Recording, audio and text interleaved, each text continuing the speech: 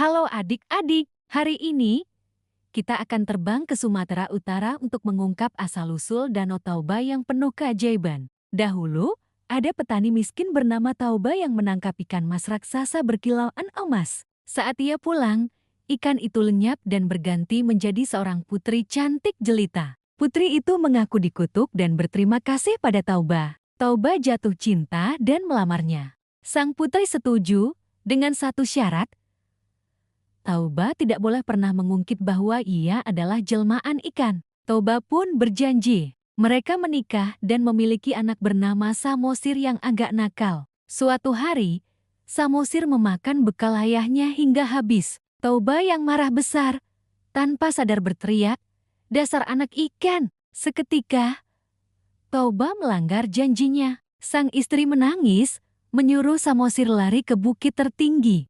Tiba-tiba, hujan deras turun dan menenggelamkan seluruh desa. Desa itu menjadi danau raksasa, Danau Tauba, dan bukit tempat Samosir berlindung menjadi Pulau Samosir. Halo adik-adik semua, selamat datang kembali di Kisah Nusantara. Hari ini, kita akan terbang jauh ke Pulau Sumatera yang indah, tepatnya ke Sumatera Utara, untuk mendengar cerita luar biasa tentang danau terbesar di Indonesia, yaitu Danau Tauba. Siap-siap, karena kisah ini penuh keajaiban, rahasia, dan janji yang harus ditepati. Di suatu desa yang hijau dan subur, hiduplah seorang petani bernama Tauba. Tauba adalah orang yang baik hati, tetapi ia sangat miskin dan hidup sendirian. Ia bekerja keras setiap hari di ladangnya. Selain bertani, Tauba suka sekali memancing di sungai dekat rumahnya. Suatu pagi, seperti biasa, Tauba pergi memancing. Ia melempar kailnya dan menunggu.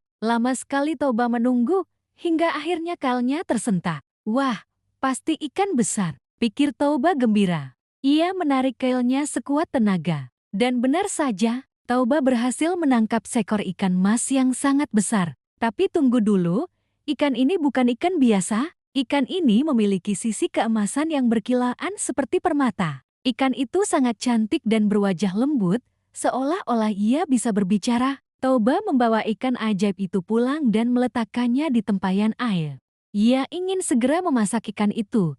Tapi karena lelah, Tauba memutuskan mencari kayu bakar dulu. Ketika Tauba kembali ke rumah, ia terkejut setengah mati. Ikan mas keemasan itu sudah hilang. Di tempayan itu, hanya ada beberapa keping emas yang bersinar. Dan yang lebih mengejutkan lagi, berdiri di dalam kamarnya, adalah seorang wanita yang sangat cantik jelita dengan rambut hitam panjang terurai. Tauba bertanya dengan bingung, "Siapakah kamu? Di mana ikan yang tadi aku tangkap?" Wanita cantik itu tersenyum lembut, "Akulah ikan itu, Tauba. Aku adalah seorang putri yang dikutuk oleh dewata. Kutukan itu hanya bisa hilang jika aku ditemukan dan dibawa oleh seorang manusia yang baik hati sepertimu. Terima kasih, Tauba." Tauba langsung jatuh cinta pada pandangan pertama. Ia meminta wanita itu untuk menikah dengannya. Wanita itu menyetujui.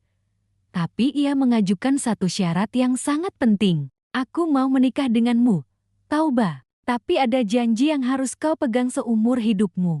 Kau tidak akan pernah mengungkit atau memberitahu siapapun bahwa aku adalah jelmaan ikan.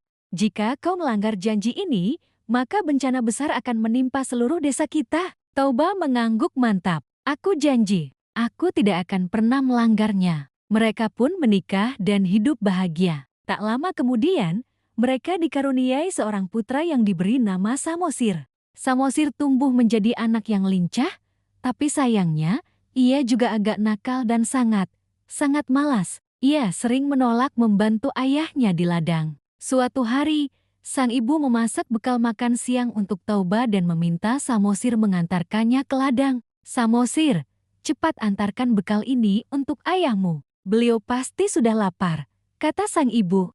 Samosir berangkat dengan malas. Karena perjalanan ke ladang cukup jauh, di tengah jalan Samosir merasa sangat lapar. Ia membuka bekal ayahnya. Karena ia rakus, Samosir memakan sebagian besar nasi dan lauk pauk itu, hanya menyisakan sedikit sekali. Lalu ia melanjutkan perjalanan ke ladang. Setibanya di ladang, Tauba sudah kehausan dan kelaparan. Ia mengambil bekal dari Samosir. Saat melihat sisa makanan itu, wajah Toba langsung merah padam karena marah. Samosir, kenapa bekalnya tinggal sedikit sekali? Teriak Toba. Samosir yang ketakutan hanya bisa menunduk. Karena tidak bisa mengendalikan amarahnya, Toba tiba-tiba lupa akan janji sucinya. Ia membentak Samosir dengan kata-kata yang paling jahat. Dasar anak tidak tahu diri, kau memang anak ikan. Kata-kata itu bagaikan petir menyambar di telinga Samosir. Ia menangis terseduh-seduh dan berlari pulang untuk mengadu kepada ibunya. Ibu, ayah marah padaku. Ayah memanggilku anak ikan. Sang ibu yang mendengar aduan putranya langsung merasa sedih dan kecewa tak terhingga. Air matanya menetes karena ia tahu Toba telah melanggar janji besar mereka. Toba sudah melanggar sumpahnya. Bencana akan datang, nak. Pesan sang ibu kepada Samosir. Cepat lari ke atas bukit yang paling tinggi. Samosir segera berlari menaiki bukit. Sang ibu berdiri di depan rumah, menghadap langit yang tiba-tiba berubah menjadi gelap gulita. Angin bertiup kencang, dan hujan turun dengan sangat deras, seperti seluruh air di langit dicurahkan ke bumi. Sang istri melompat ke dalam genangan air yang mulai membanjiri desa. Tubuhnya kembali berubah menjadi ikan mas keemasan. Sementara itu, Toba yang menyesal dan panik tidak sempat melarikan diri. Ia hanyut dan tenggelam di telan air bah.